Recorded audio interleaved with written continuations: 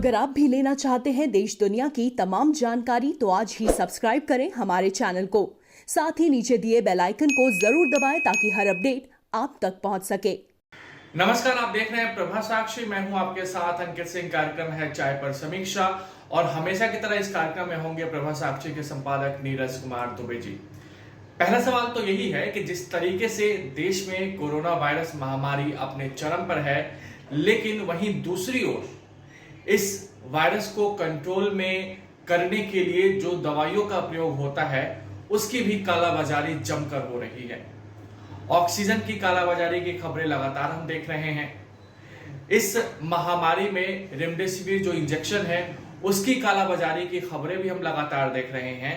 लेकिन अब तो हालत ये है कि एक पैरासीटामोल जो कि बुखार को कंट्रोल करने के लिए कोरोना वायरस की महामारी में खूब इस्तेमाल हो रहा है, उसकी भी कालाबाजारी जमकर हो रही है। यानी कुल मिलाकर कहें तो इस महामारी में कालाबाजारी अपने चरम पर है।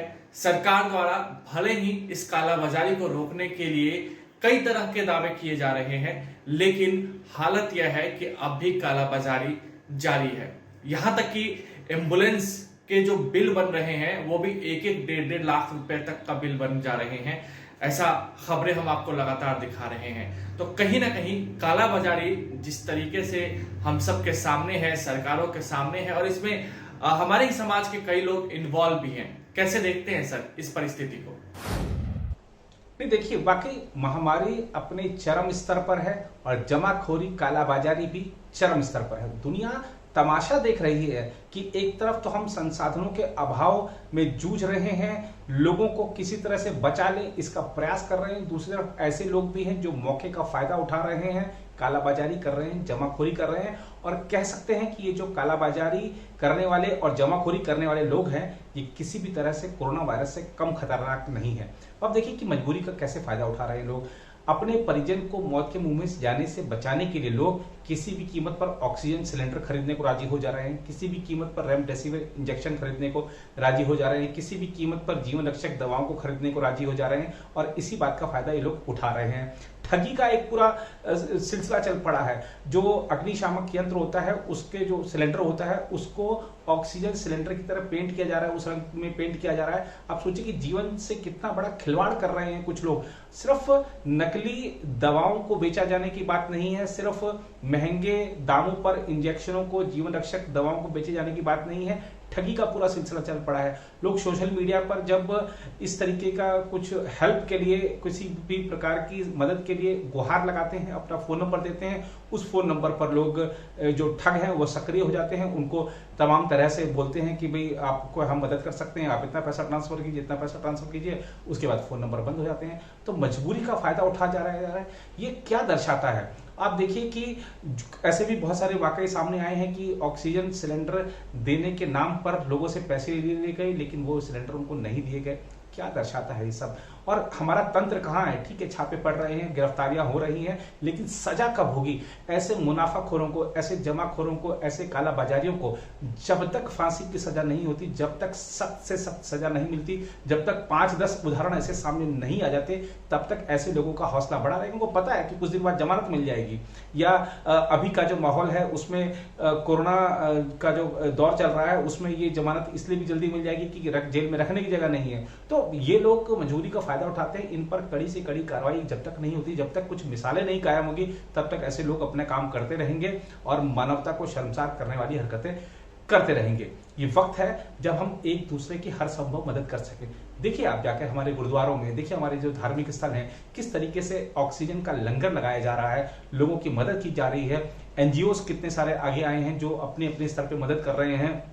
और जो लोग कहते थे कि भारत ने जो जीवन रक्षक दवाएं हैं वो विदेशों में क्यों भेज दी है, जो लोग कहते थे कि भारत ने इंजेक्शन है वो विदेशों में क्यों भेजे, तो अब उनको आंखें खोलकर देखना चाहिए कि सभी देशों से जो जीवन रक्षक दवाइयों की बात है, चाहे ऑक्सीजन उत्पादन संयंत्र हो, चाहे और तमाम तरह की जो मेडिकल सुविधाएं हैं, वो सब की सब भेजी जा रही हैं। और खासतौर पे सरकार की इस बात के लिए सराहना करनी होगी कि पारदर्शिता पूरी रखी गई है।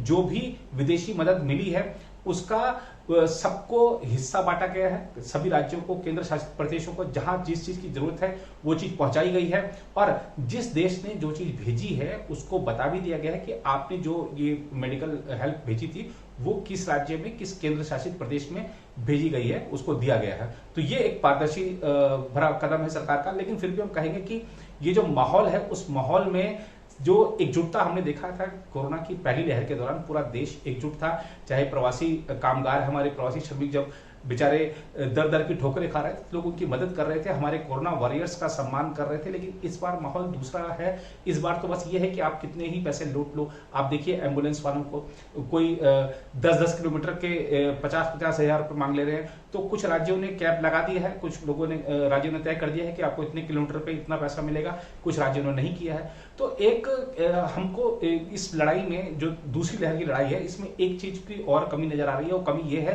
कि पिछली बार केंद्र और सभी राज्यों ने मिलकर लड़ाई लड़ी, इस बार ऐसा नहीं है। इस बार केंद्र कुछ और कहता है, राज्य कुछ और कहते हैं, कोर्ट में दोनों एक दूसरे पर आरोप लगाते हैं कि हमने इतना मांगा था, हमको नहीं मिला, वो दूसरा कहता है हमने दिया, इन्होंने उसका सही इस्तेमाल नहीं किया। तो इस तरीके की चीजें हैं। आपसी जो एकता है उसकी बहुत बड़ी कमी है, और शायद इसीलिए महामारी हम पर हावी होती जा रही है, क्योंकि देख रही है कि सामने वाले एकजुट नहीं है, एकजुटता के साथ और एक नीति के साथ इस लड़ाई को लड़ा नहीं जा रहा है। इसका फायदा ये जो वायरस है वो उठा रहा है, तमाम तरीके से लोगों को परेशान कर रहा है। और इसमें भी कोई दो राय नहीं कि हमारी जो 70-75 साल में हमने जो अपने हेल्थ इंफ्रा में जो हमने इन्वेस्ट किया था, उसकी सच्चाई खुल गई है, उसकी परत खुल गई है, उसकी कलाई खुल गई है।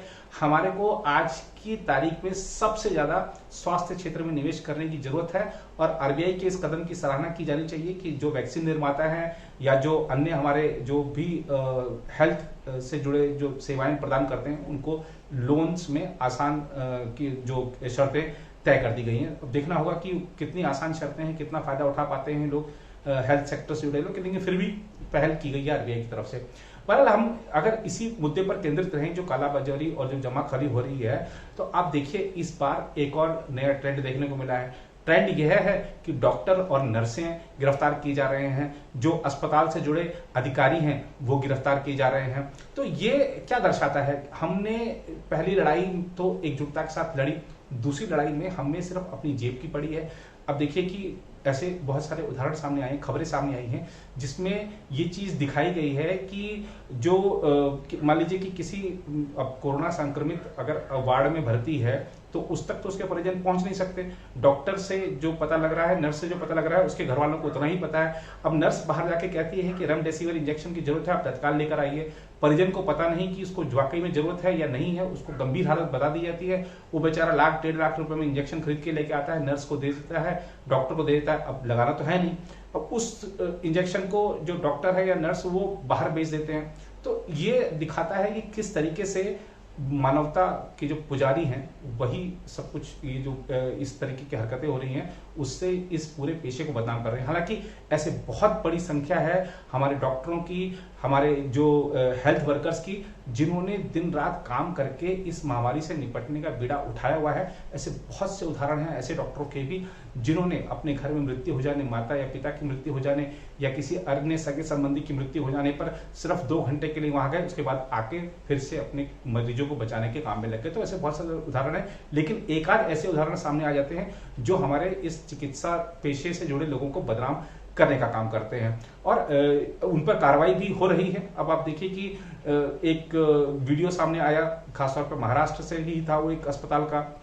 वहां पर जो अब आप देखिए कि कोरोना संक्रमित अगर किसी व्यक्ति की मृत्यु हो गई है, तो उसका पूरा प्रोटोकॉल्स है, उसको जो एक बैग में पैक कर दिया जाता है, उसी में घर वालों को सौंपा जाता है, किसी को चेहरा नहीं दिखाया जाता है। लेकिन जब जो वहां पर स्टाफ था उसको पता लगा कि इस मृत व्यक्ति की जेब में 35,000 रुपए हैं, तो बैग को खोल के पैसे निकाल लिए गए। प्रोटोकॉल तो टूटा ही, साथ ही मरे हुए व्यक्ति की जो जेब काटी गई है उसने मानवता को शर्मसार करने का काम कर दिया। तो ऐसे उदाहरण भी सामने आ रहे हैं, लेकिन फिर भी हम कह सकते हैं कि हमको विश्वास रखना चाहिए, एकजुटता के साथ इस लड़ाई को लड़ना चाहिए। यकीनन जीत हमारी होगी। हम पहली लहर से भी जीते थे, दूसरी से भी जीतेंगे। और ठीक है, आज की डेट में हमारे जो आंकड़े बढ़ रहे हैं पूरी दुनिया में सबसे ज्यादा हैं, और आप समाचार पत्र उठाकर देख लीजिए, खबरें छोड़ दीजिए, आपकी खबरें किस राज्य में कितने संक्रमण के नए मामले आए, किस राज्य में कितनी मृत्यु हुई, किस राज्य में नया वेरिएंट सामने आया, किस राज्य में जो लॉकडाउन के अच्छे फल देखने को मिल रहे हैं, अच्छे परिणाम देखने को मिल रहे हैं, इन सब खबरों को छोड़ दे भी दें तो आप देखिए कि अखबारों में जो शोक संदेश होते हैं वो पहले आधे पन्ने में आते थे, आधे पन्ने में शोक संदेश वगैरह आए थे। अब 2-2 पेज, 3-3 पेज हो गए अखबारों के। गुजरात में तो रिकॉर्ड बन गया, एक अखबार में 8 पेज के शोक संदेश छपे। दिखाता है, दर्शाता है कि स्थिति क्या है। वाकई स्थिति विकट है और हमें अपनी चिंता करनी है, अपने स्वास्थ्य की चिंता करनी है, अपने आर्थिक हितों की चिंता छोड़कर इस समय देश की जनता के स्वास्थ्य की चिंता कर लीजिए। सब अगर सुरक्षित रहेंगे तो देश सुरक्षित रहेगा, और देश है तो हमें, ये मंत्र आपको बिल्कुल याद रखने की जरूरत है। और खासतौर पे सरकार को अब हमारी एक्ट जो बनाया में कुछ संशोधन भी किए थे सरकार ने। हमने देखा था पहली जब लहर थी उस समय हमारे जो कोरोना वॉरियर्स थे उनको कुछ संरक्षण प्रदान किया था, लेकिन अब इसमें एक संशोधन और करके ये जो जमाखोरी करने वाले हैं, जो कालाबाजारी करने वाले हैं, इनको कड़ी सजा का प्रावधान और तत्काल सजा का प्रावधान भी करना चाहिए। जब तक उदाहरण नहीं कायम होगा, जब तक मिसाल नहीं कायम होगी, तब तक इस तरीके के वाकये होते रहेंगे। इस पर तुरंत प्रभाव से रोक लगाने की जरूरत है, और प्रधानमंत्री के स्तर पर अगर पहल हो तो जल्द ही हम देख सकते हैं कि इस तरीके का कोई कानून बन जाए, कोई नियम बन जाए। सर, प्रधानमंत्री के वैज्ञानिक सलाहकार ने तीसरे वेव की एक तरीके से कहीं ना कहीं संकेत दिया है। जाहिर सी बात है, दूसरे वेव में ही परिस्थितियां इतनी भयानक है, ऐसे में अगर तीसरे वेव की आशंका जताई गई है तो देश किस ओर जा रहा है, एक आम इंसान को कितना सतर्क रहने की जरूरत है, और साथ ही साथ ये भी हम पूछेंगे कि ये तीसरा वेव आएगा कब तक, और ये वेव तीसरा ना आए इसके लिए क्या जरूरी है। वाकई में दूसरी लहर का जो चरम है अब आ चुका है लगता है, क्योंकि अब मामले 4.25 लाख से ज्यादा डेली के हो गए हैं, और 4000 अगर हमारे यहाँ पे मृत्यु अगर एक दिन में हो रही है, 24 घंटे में हो रही है, तो ये अपने चरम को दर्शाता है, क्योंकि दुनिया में ऐसा कहीं नहीं हुआ है। और अगर हम देखें कि अब सवाल उठता है कि दूसरी लहर कब खत्म होगी, अब इसके बारे में विशेषज्ञों के अपने अपने आकलन हैं, अपने अपने मत हैं, और तमाम जो रिसर्च है, अध्ययन है, जो दूसरे देशों में जो दूसरी लहर आई उसके हिसाब से अलग अलग मत दर्शाए गए हैं। तो इसलिए कुछ सटीक इसका उत्तर नहीं दिया जा सकता है कि दूसरी लहर कब समाप्त होगी, लेकिन ऐसा एक अगर हम सभी मतों का एक निचोड़ निकालकर आपके समक्ष रखें तो ऐसा जरूर कहा जा रहा है कि मई अंत तक या जून के शुरुआत तक कोरोना वायरस की दूसरी लहर का ये जो चरम है ये भारत में खत्म होगा, और मामलों में धीरे धीरे कमी आने लगेगी, हालात सुधरने लगेंगे। और अगर हम देखें, अब सवाल उठता है कि जो वैज्ञानिक हैं उन्होंने चेतावनी दे दी कि तीसरी लहर भी, और तीसरी लहर बच्चों के लिए खतरनाक साबित होगी, ऐसा भी कहा जा रहा है। अब लोगों के मन में भय व्याप्त हो गया है, खासतौर पर बच्चों की चिंता सभी के मन में स्वाभाविक है। तो तीसरी लहर कब आएगी इसके बारे में किसी ने कोई स्पष्ट नहीं बताया है, तो इसलिए हम कोई भविष्यवाणी कर दें वो ठीक नहीं होगा। लेकिन हमें तीसरी लहर के लिए खुद को तैयार रखने की जरूरत है।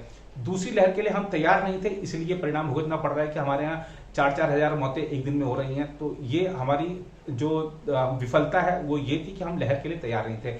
अब तीसरी लहर 2 महीने बाद आएगी, 3 महीने बाद आएगी, 4 महीने बाद आएगी, ये नहीं पता, लेकिन ये आएगी ये पता है, और इस चेतावनी को हमें गंभीरता के साथ लेना होगा और उसके लिए खुद को तैयार रखना होगा। हमने इस दूसरी लहर में देख लिया कि हमारी कहाँ कहाँ पे कमजोरी है, कहाँ कहाँ पर हमको और चीजों को ठीक किए जाने की जरूरत है। तो हमको तीसरी लहर आने से पहले इन सब चीजों को दुरुस्त करने की जरूरत है। जैसी दूसरी लहर समाप्त होती है, हमें जब अभी तो कुछ व्यवस्थाएं ज्यादा नहीं हो पा रही, क्योंकि अभी तो जो लोग मरीज हैं उन्हीं को वो समझ जाए, सबसे पहली प्राथमिकता यही है। तो व्यवस्थाओं को तुरंत दुरुस्त करना होगा। दूसरी लहर समाप्त होते ही तीसरी लहर का मुकाबला तभी हम कर पाएंगे, ये हमको ध्यान रखने की जरूरत है। और खासतौर पे बच्चों के स्वास्थ्य से जुड़ा मामला है, क्योंकि तीसरी लहर के बारे में बता रहे हैं, तो एक आग्रह करते हैं, हम भी करते हैं और लोग भी कर रहे हैं कि जो देश के जो खासतौर पे बाल चिकित्सा विशेषज्ञ हैं उनको इस बारे में जागरूकता अभियान चलानी चाहिए, जागरूकता कार्यक्रम चलानी चाहिए कि कैसे बच्चों की, चाहे इम्यूनिटी की बात हो या जैसे बच्चों का और कैसे ध्यान रखा जाए, इसके बारे में तमाम सेमिनार्स चाहे वेबिनार के माध्यम से हो चाहे कैसे भी हो होने चाहिए। जागरूकता कार्यक्रम सरकार को भी चलाना चाहिए कि बच्चों के स्वास्थ्य के हिसाब से लोग जागरूक हों और क्या क्या कदम उठाए जा सकते हैं इसके बारे में, चाहे हमारे आयुष मंत्रालय क्योंकि जो कि समय समय पर तमाम तरह की एडवाइजरी जारी करता रहता है, उसको करना चाहिए और अब शुरू कर देना चाहिए, क्योंकि हमको तीसरी लहर के लिए खुद को तैयार रखना है। और हम तीसरी लहर की बात क्यों करें, जो प्रधानमंत्री के वैज्ञानिक सलाहकार हैं उन्होंने तो ये भी कहा है कि लहरें आती रहेंगी, और दूसरे देशों में भी देखिए तो लहरें आती ही रह रही हैं। तो हमको ये तो करना ही होगा कि हमको अपनी तैयारियों को दुरुस्त करना होगा ताकि हम हर लहर का सामना कर सकें। और देखिए, अभी ठीक है कि प्रधानमंत्री नरेंद्र मोदी ने कहा था अपने राष्ट्र नाम संबोधन में कि लॉकडाउन अंतिम विकल्प होना चाहिए, लेकिन इस दूसरी लहर ने दिखा दिया है कि लॉकडाउन ही विकल्प है, तभी ये संभल रहा है, तभी ये काबू में आ रहा है। कई राज्यों में, महाराष्ट्र एक बड़ा उदाहरण के रूप में सामने आया। तो लॉकडाउन लगा दिया, लॉकडाउन लगाना तो बड़ा आसान है, लेकिन लॉकडाउन से बाहर निकलना बहुत कठिन है। लॉकडाउन से जो दुष्प्रभाव होते हैं उनसे संभल पाना बहुत कठिन है, बहुत समय लगता है उस स्थिति से बाहर निकल पाने में, आर्थिक रूप से खुद को मजबूत रख पाने में। अब कितनी मुश्किल होगी राज्यों को ये आने वाले समय में पता चलेगा ही, लेकिन हर लहर में हम लॉकडाउन लगा दें, हर लहर में हम इस तरीके की कड़ी पाबंदियां लगा दें जिनसे देश का आर्थिक नुकसान हो, जिससे लोगों का रोजगार चला जाए। अब आप देखिए कि अगर हम अप्रैल माह में बात करें तो 75 लाख लोगों का रोजगार गया है, अगर एक आंकड़ों पर नजर डालें तो हम, तो ये दर्शाता है कि हमको अब इस तरीके के वायरस से निपटने की एक आदत बनानी होगी। जो कोरोना प्रोटोकॉल्स हैं उसका पूर्णतः पालन करना होगा।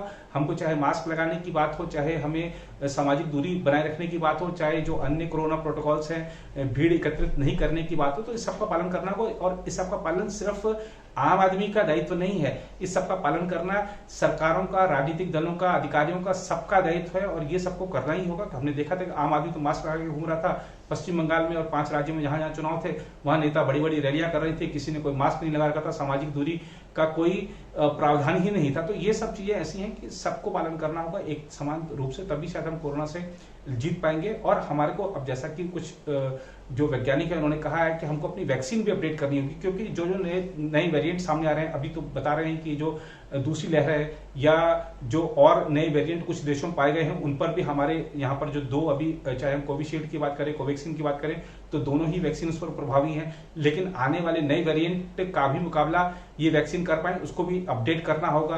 टीकाकरण कार्यक्रम को आगे बढ़ाना होगा, और जो टीका उत्पादन कंपनियां हैं उनको भी थोड़ा सा और मेहनत करनी होगी ताकि ज्यादा से ज्यादा जो टीकाकरण कार्यक्रम जो सरकार का चल रहा है वो सफल हो पाए। और खासतौर पे हमें केरल की नर्सों से उदाहरण लेने की जरूरत है, जिन्होंने मिसाल कायम की है कि जितनी वैक्सीन उनको मिली थी उससे ज्यादा वैक्सीन लगा के दिखाई है।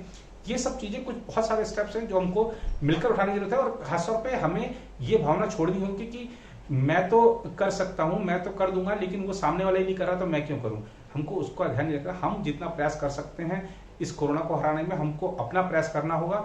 बाकी सब भी प्रयास करेंगे, हमको देख के ही प्रयास करेंगे। हम पहल जो है वो खुद से करें तो निश्चित रूप से इस लड़ाई हम जीत पाएंगे।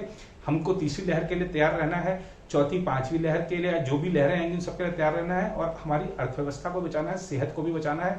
हमारी प्राथमिकता यही होनी चाहिए। जन स्वास्थ्य तो है ही, जो हमारा आर्थिक स्वास्थ्य है वो भी ठीक रहे, इसकी भी चिंता करनी है, क्योंकि वो भी एक बहुत बड़ा कारक है किसी भी देश की तरक्की के लिए। तो फिलहाल तो सरकार की तरफ से, चाहे केंद्र सरकार हो चाहे राज्य सरकार हो, सबकी तरफ से कदम उठाए जा रहे हैं। आम आदमी का सहयोग शायद उतना नहीं मिल रहा है, क्योंकि हम अभी भी देखते हैं बहुत सारे लोग ऐसे हैं जो कि बिना मास्क लगाए घूमते हैं। अब आप देखिए कि चाहे हैदराबाद के कुछ विजुअल हों, चाहे गुजरात के कुछ विजुअल हों, इस तरीके के जो धार्मिक आयोजन अभी भी हो रहे हैं, बड़ी संख्या में लोगों की भीड़ उमड़ रही है। तो इन सब से बचना चाहिए। महामारी का जो संकट है, ये महामारी का जो एक भयावह रूप है, उसकी गंभीरता को हमें समझना चाहिए और इस बात को मानना चाहिए। कुछ लोग कहते हैं कि ये जैसे किसान आंदोलन चल रहा है, दिल्ली की सीमा पर अभी भी चल रहा है, वो लोग बैठे हुए हैं, कह रहे हैं कि नहीं, ये सिर्फ सरकार द्वारा प्रायोजित एक ड्रामा है, कोरोना कुछ है नहीं। तो कोरोना कुछ है नहीं, ये बोलना तो बहुत आसान है, समझ में तब आता है जब हो जाता है। और जो व्यक्ति संक्रमित हो गया है या जिसकी जान चली गई है, आप जरा उसके परिजनों से पूछ के देखिए कि कोरोना क्या है। तो कोरोना क्या है ये हम समझ लें, और ये जो महामारी का जो दूसरा दौर चल रहा है, इसमें बच के रहें, नियमों का पालन करें, आने वाली लहरों के लिए तैयार रहें, सरकार भी और हम भी, तभी कोरोना को हम हरा पाएंगे।